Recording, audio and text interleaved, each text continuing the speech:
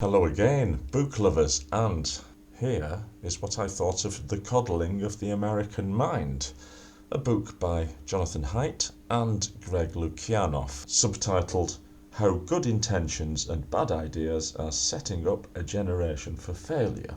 Well, Jonathan Haidt I'd come across on the internet, seen some of his lectures, seems quite an interesting chap, very personable, and yet the views that he expresses are deemed by some to be, let's say, not correct.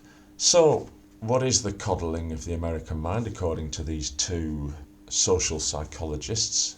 And this is basically about what's happened on American campuses in the name of social justice, diversity, equity, the usual modern day standards. And the authors have identified three strands where they are in disagreement with this movement. Let's see if you agree or not. The three bad ideas, according to them, are the untruth of fragility, in the sense that we are being taught in a way to be fragile, to be offended, to be oppressed, which may or may not be true, but the reaction to it is to safeguard everything as if we were fragile and could not resist, which is, according to the authors, psychologically harmful. And this is a very well reasoned and very well argued book with massive references at the back, nearly 270 pages of text, and then we get to page 338 of quotes and the index and the references. Truth number 2, your emotions should govern your actions. Always trust your feelings. Untruth number 3, life is a battle between good people and bad people. I think this last one is the one that I've been noticing more lately.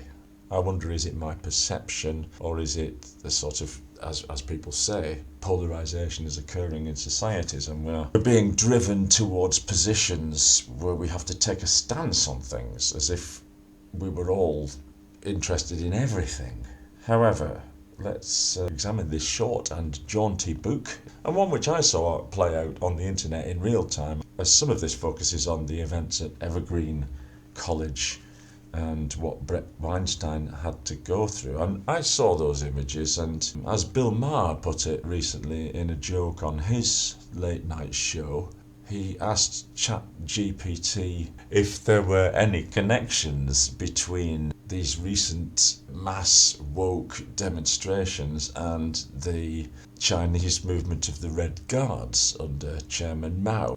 And the chat robot replied, "How long do you have?" Because that's what leapt out at me. I thought, this is just amazing, really. Anyone that knows what happens in Chinese universities when they were swept up in this desire to smash the four olds, and where all these untruths were definitely in play, especially that, us against them, whatever you make of it, it's fascinating. These are social movements that are happening sort of in the background of everything at the moment. Part 2 shows how the bad ideas can lead to witch hunts, again, which I've seen play out in real time, and quite incredible really how, when you analyse the stories, of course they're extreme examples, but they happened. People had to resign because they wrote a polite email agreeing with the students, but there was one word out of place.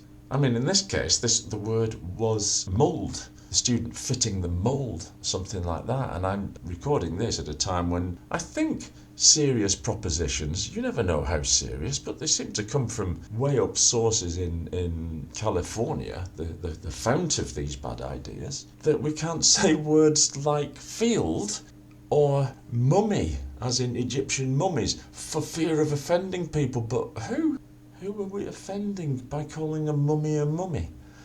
And by having people ban, very much on behalf of us rather than by us, certain words. Anyway, as you can see, that's why I bought the book. This is something that I think is creeping up on us. And I think people like Mr. Haidt have some good answers, because their heart is not in the wrong place. We're trying to stop the witch hunts.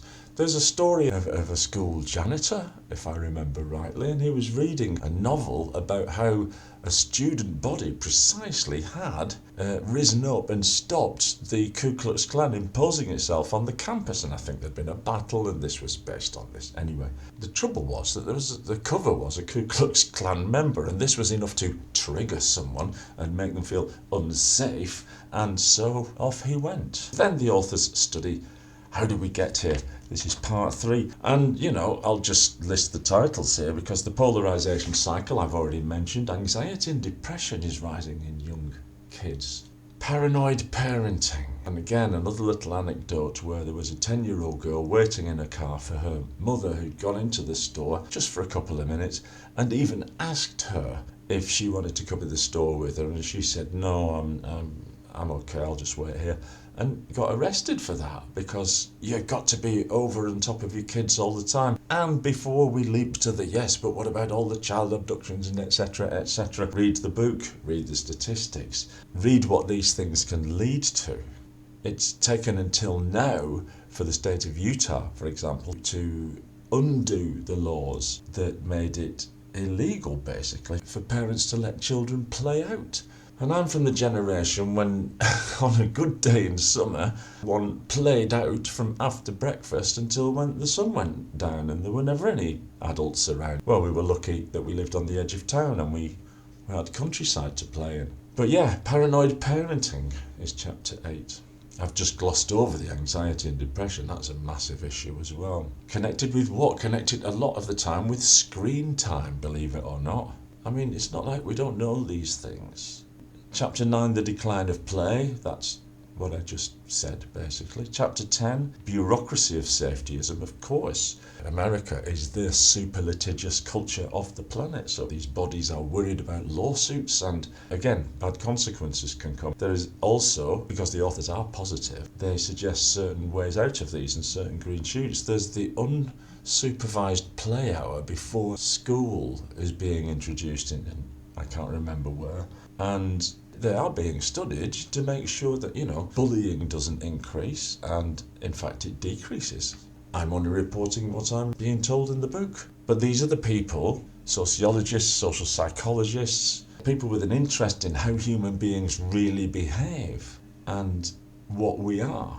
Chapter 11, the quest for justice, leads us on to the bright part called Wising Up.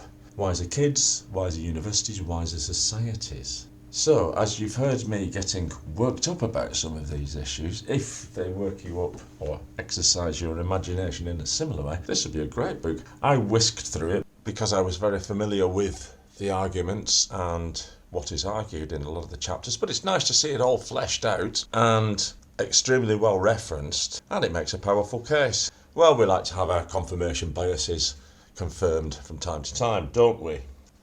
Useful addenda at the end of the book, Appendix 1, How to Do Cognitive Behavioural Therapy, which is the bedrock of all the arguments. The authors are great believers in it.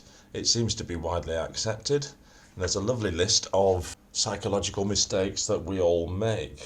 Mind reading, imagining we know what the other person intends. Catastrophising, we see that all the time everywhere. Filtering out the positives and filtering in the negatives. Overgeneralizing, making unfair comparisons, regret orientation. There are so many. Well, there are 17, in fact, all set out for you on a nice little checklist. And finally, Appendix B, the Chicago Statement on Principles of Free Expression, a document for universities to begin to open up. One of the things that you look at and say, has it come to this? Yes, it has. Free speech, the leading light of the social movements of the 60s, demanding that their voices be heard, has turned full circle. And now we live in a world where it is expected that uncomfortable voices be suppressed. Bertrand Russell was asked for some advice for future generations just before he died. One of the pieces of advice was this: as we live in an ever more global, interconnected world, we're going to have to learn to put up with people saying things that we don't like. We should learn to put up with them, listen to them, argue with them, especially in the places which were set up as arenas of debate since the Middle Ages, i.e. our higher educational institutions. Interesting stuff.